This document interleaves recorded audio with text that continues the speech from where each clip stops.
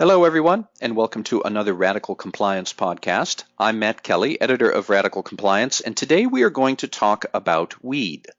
That is the compliance angle for the marijuana business. Marijuana is now legal for recreational purposes in 7 states, plus the District of Columbia.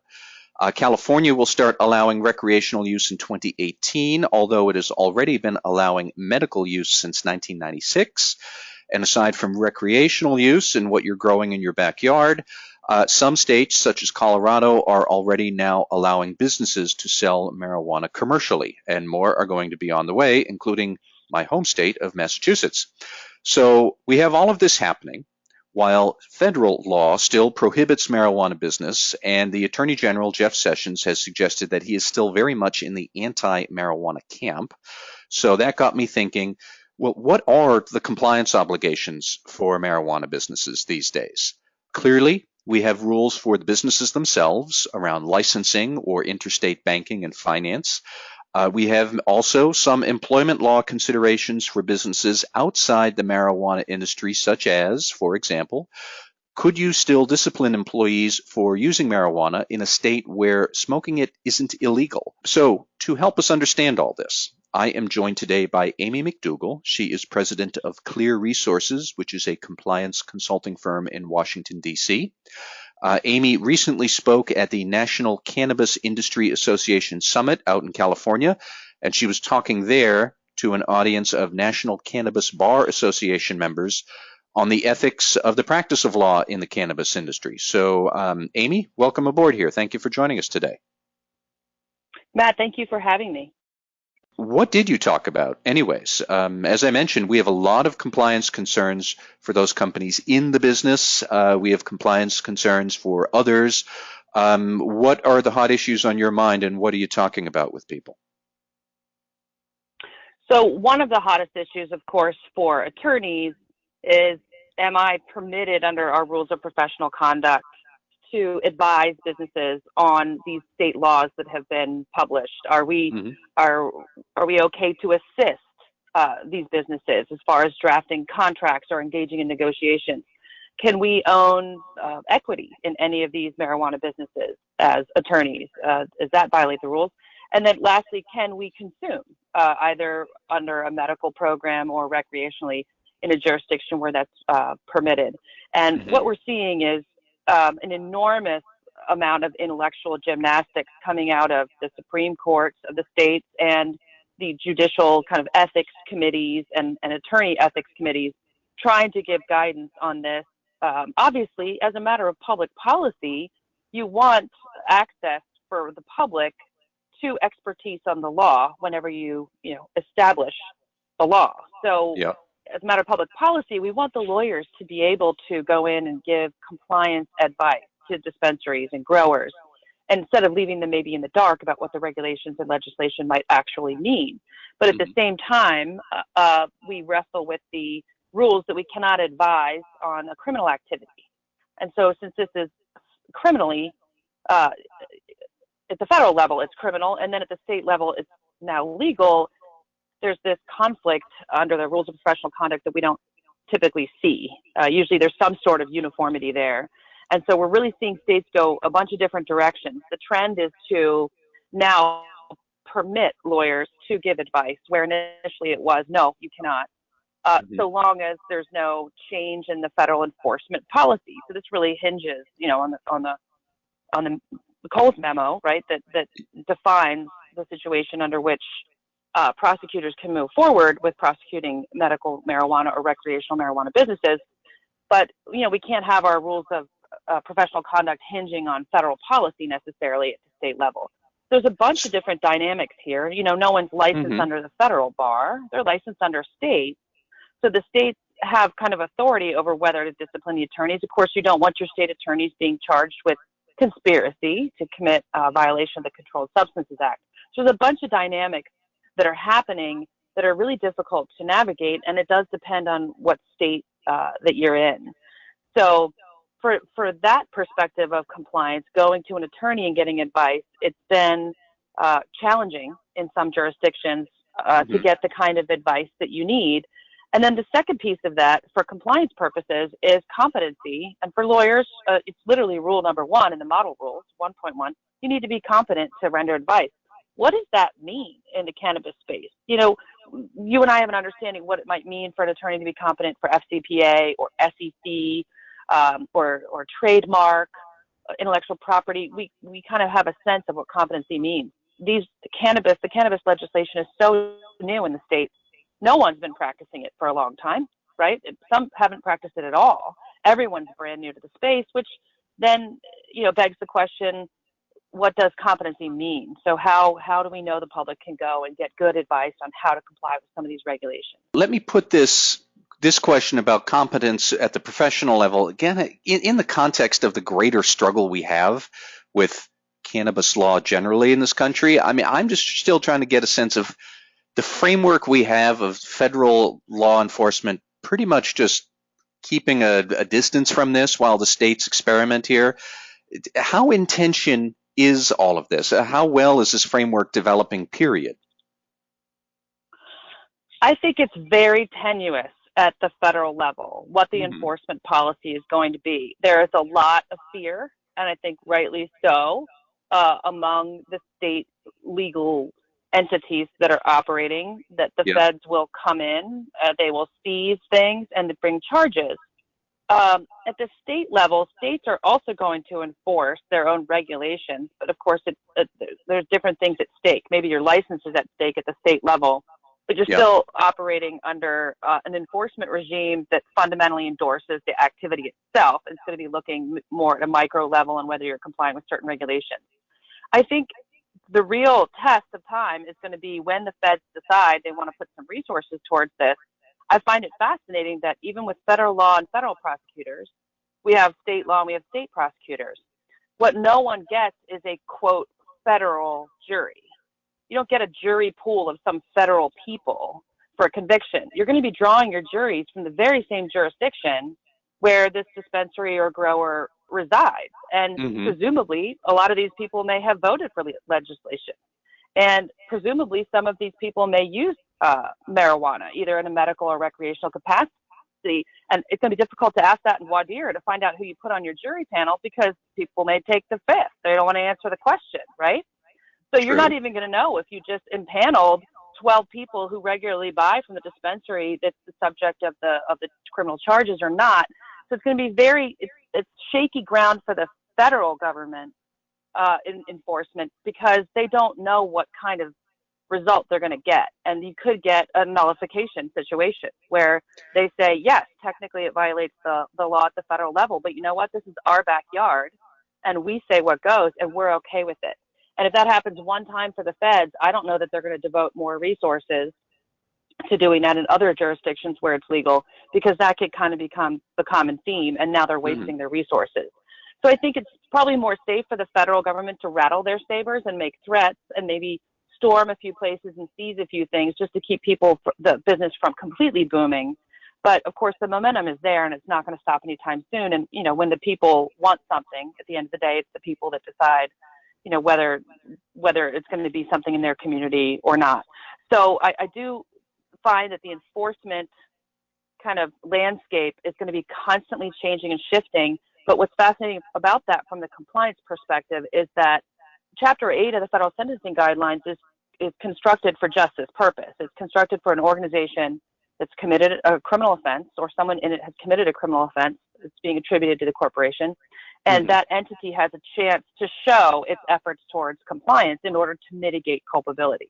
Now, we haven't seen yet, right, whether a Chapter 8 compliance and ethics program would actually mitigate a violation or a charge under the Controlled Substances Act for a state legalized entity operating in the marijuana industry.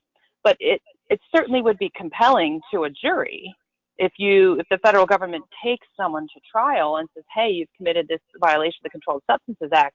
If you're completely state compliant, that's pretty compelling to reasonable jurors that there shouldn't be a conviction. If you're not completely state compliant and there have been other issues and other violations and you can't really show that commitment, it may be a harder battle for the defendant in that case to really show the commitment to ethics, show that the business is completely white hat and you're not dealing with any sort of gray market behavior here. And it's that the goal of keeping the rogue employee rogue. If you do have an employee that goes off the rails and does violate the law in order to bring that license for that entity into question, it's going to be very, very important for for marijuana companies to be in compliance and have more mature programs at a younger stage and an earlier stage of development in their entity than you would see perhaps in other industries. So let me pick up on that. Focused on. Because one thing that had occurred to me is in other types of corporate misconduct, such as the FCPA, most companies that stumble into this trouble, they're big companies with millions of dollars and overseas operations. So they have some wherewithal to manage an ordeal like that. But I'm thinking of marijuana businesses. The stereotype that comes to mind is these mom and pop dispensaries who are not publicly traded. They're not some gigantic marijuana empire yet. Is that correct to kind of see it this way? And I mean, it looks to me like they're going to have a lot of compliance obligations for some very small businesses. That is absolutely correct. That is what we're seeing in this industry, which is part of what makes it as fascinating as it is. And you can imagine, of course, if marijuana was rescheduled or descheduled and it was then regulated as tobacco is because it's grown, or as drugs are because it may be used medicinally, or as food if it's put into edibles.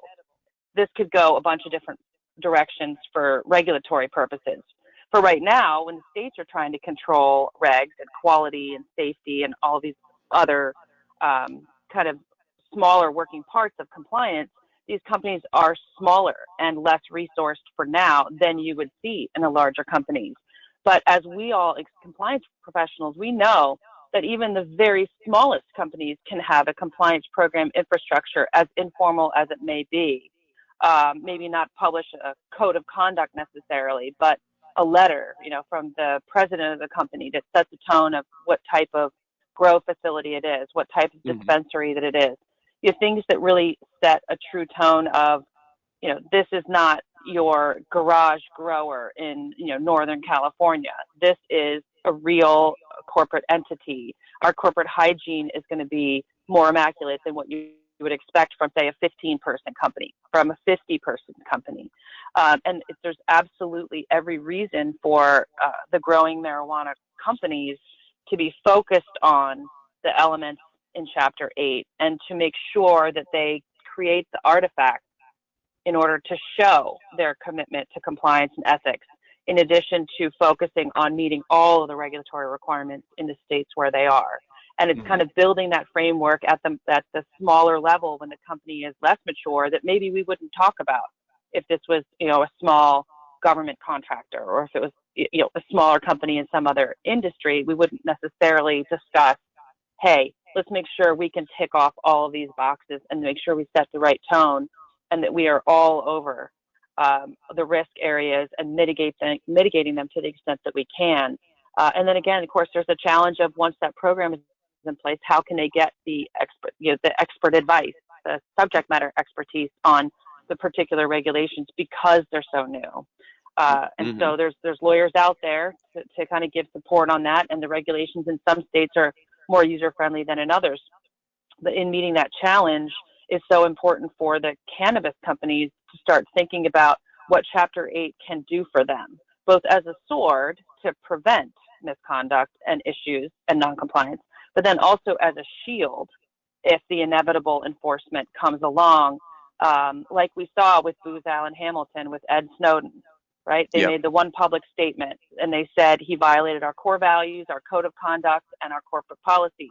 Nothing else needed to be said. Those are core elements of their compliance program, and no one discussed it after that. And we saw the opposite at Penn State, right? Penn State, they didn't investigate. They didn't have the right route for someone to come forward with the complaints. And and here, years later, we still talk about what happened at Penn State, and everyone knows that Jerry Sandusky's crimes were associated with Penn State, whereas a lot of people don't realize that Ed Snowden was even an employee of Booz Allen Hamilton at the time, of his actions. So it's going to be really important for the growing cannabis companies to set themselves up with a sword and a shield in order to stay compliant and be able to show the commitment to compliance if and when enforcement does come.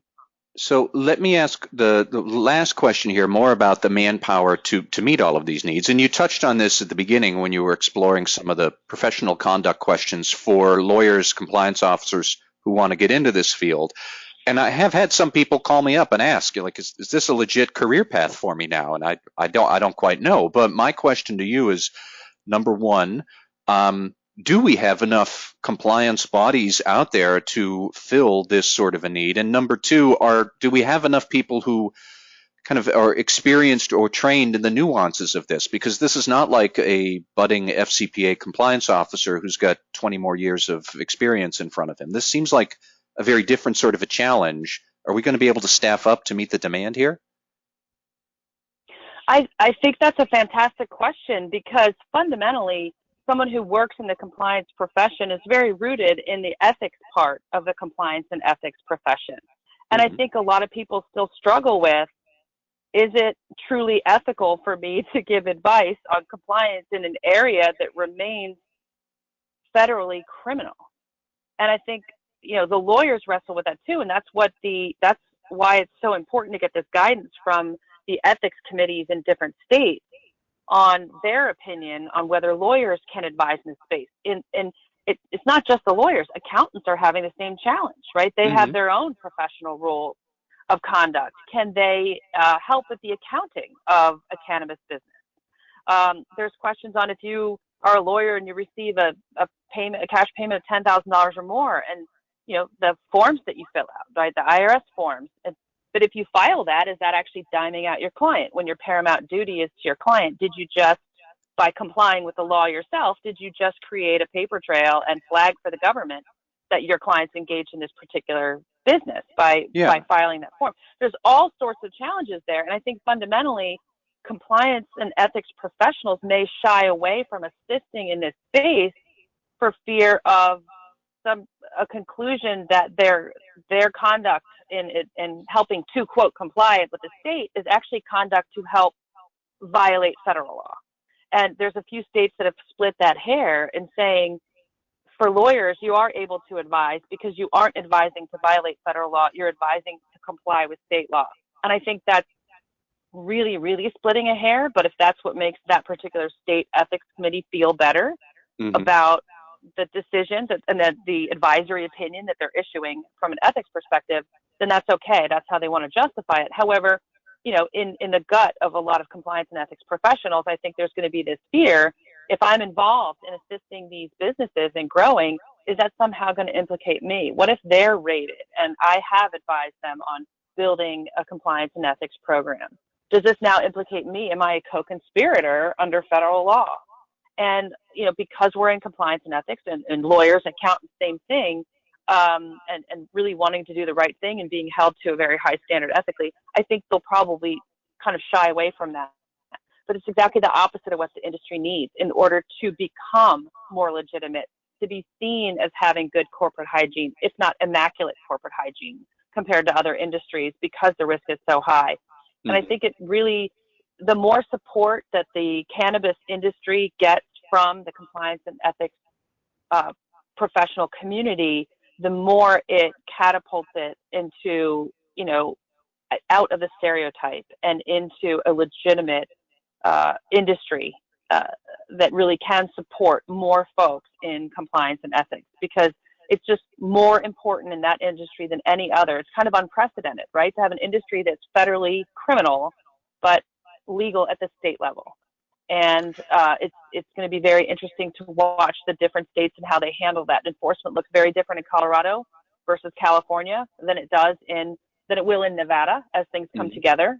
Nevada is used to regulating vices quite well, and I expect that they're going to have cannabis right up there. Then what enforcement's going to look like, a regulation in Pennsylvania and Maryland and even Massachusetts and Michigan. All the states are shaping up just a little bit differently in all those areas, but no more industry needs what we have to offer more than that growing industry. All right. Well, Amy, that's all the time we have today, but you covered plenty of ground for us, so thank you very much for your time. Thank you again for having me, Matt. I appreciate it. And again, everybody, that was Amy McDougall of Clear Resources Corporation, and she was talking to us today about compliance challenges in the emerging cannabis industry. Sounds to me like we'll probably have a lot more to talk about this in the future. So we will post a few links to some useful resources in our show notes for this podcast, and you can investigate to your heart's content there. However, that is all for today's podcast. I'm Matt Kelly, editor of Radical Compliance. Thank you all for listening, and I hope you'll join us again next time.